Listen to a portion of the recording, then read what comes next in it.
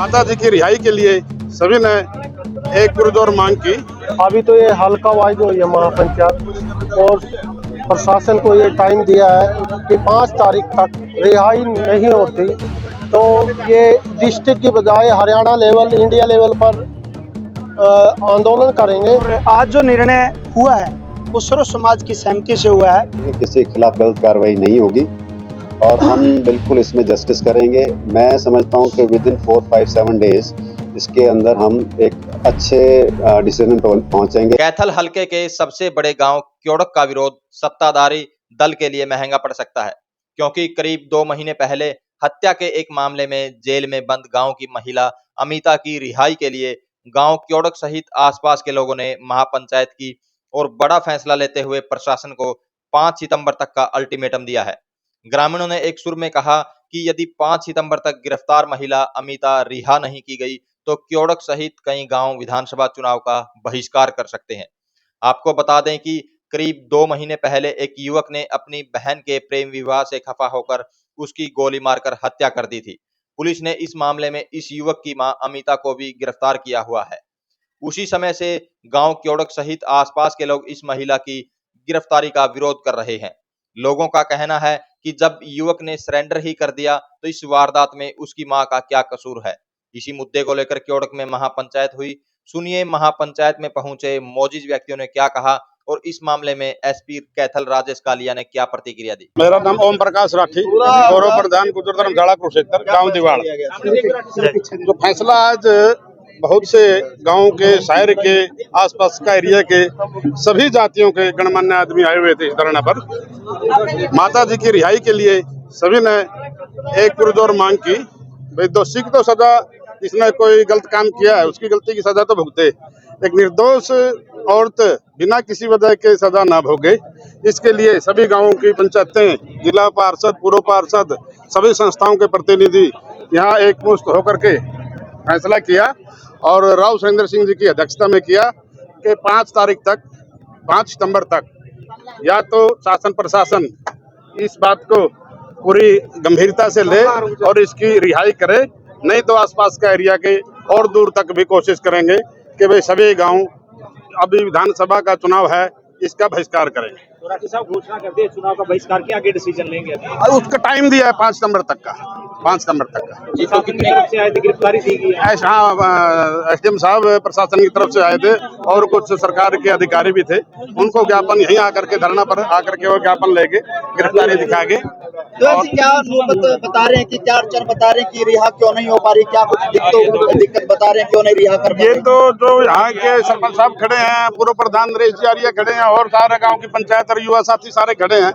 इन्होंने पूरे सरकार के मुख्यमंत्री महोदय से, हमारे कंवरपाल जी मंत्री जी से और सभी यहाँ के लोकल जितने भी प्रशासनिक अधिकारी और हमारे नेता हैं, सभी से इन्होंने गुहार लुगा ली और सभी आश्वासन देते रहे, कार्रवाई कुछ नहीं कर पा रहे। मैं गांव क्योड़क से जसवीर सरपंच, और आज इस सभा में आए आसपास के सभी गांवों की पंचायत और मौजूद आदमी, हमारे गुज्जर प्रधान है धर्मशाला के ओम प्रकाश राठी जी और सुरेश प्रधान जी थे, राव साहब की अध्यक्षता में ये महापंचायत हुई है। अभी तो ये हल्का वाइज हुई है महापंचायत और प्रशासन को ये टाइम दिया है कि 5 तारीख तक अगर अमिता देवी की रिहाई नहीं होती तो ये डिस्ट्रिक्ट की बजाय हरियाणा लेवल, इंडिया लेवल पर आंदोलन करेंगे। और वो आंदोलन ये नहीं होगा कि ये ठंडा हो जाएगा आंदोलन, उसमें आर पार की लड़ाई होगी, उसमें आर पार की लड़ाई होगी। अभी इनको 5 तारीख तक का टाइम दिया है। आईजी साहब ने एक रिकॉर्डिंग सुनाई थी, लेकिन माता की रिकॉर्डिंग उसके पास भी नहीं है, कोई सबूत नहीं है, कोई तथ्य नहीं है। लड़के ने सरेंडर कर दिया, उसके बाद उसके 2 घंटे के बाद उसकी माता जी को उठाया जाता है। प्रशासन के पास कोई पुख्ता सबूत भी नहीं है। अनिल तंवर क्योड़क, हल्का प्रधान इनेलो कैथल। जी, आज पंचायत की गई थी गांव में, महापंचायत, क्या कुछ डिसीजन है? आज ये जो हमारी सर्व समाज की पंचायत थी, ये पिछले 2 महीने से एक बहुत बड़ा गंभीर विषय चला हुआ है। जो एक वाकया घटना कैथल में घटी थी और उसके बाद पुलिस प्रशासन ने या कहो मैं शासन की भी गलत नीति की वजह से हमारी महिला को जो गिरफ्तार किया गया गलत तरीके से और गलत ही गिरफ्तार किया गया, उसकी रिहाई के लिए और अन्य भी जो लोग इसमें बेकसूर हैं उनको ना परेशान किया जाए, इसके लिए ये आज की जो पंचायत रखी गई थी। और आज जो निर्णय हुआ है वो सर्व समाज की सहमति से हुआ है। वो हमने जो ज्ञापन दिया है उसमें अपनी सभी बातें हमने लिख दी हैं और आगामी विधानसभा का जो चुनाव होगा, या तो शासन प्रशासन और यहाँ तक कि चुनाव आयोग और देश और प्रदेश की सरकार भी इस बात से आगाह हो जाए कि जो नाजायज कार्रवाई की गई है इनको रिलीफ किया जाए, अमिता देवी को रिहा किया जाए, अन्यथा फिर आने वाली 5 तारीख के बाद कितना बड़ा एजिटेशन हो सकता है और क्या कठोर निर्णय हो सकते हैं, इसका ये शासन और प्रशासन अंदाजा नहीं लगा सकता।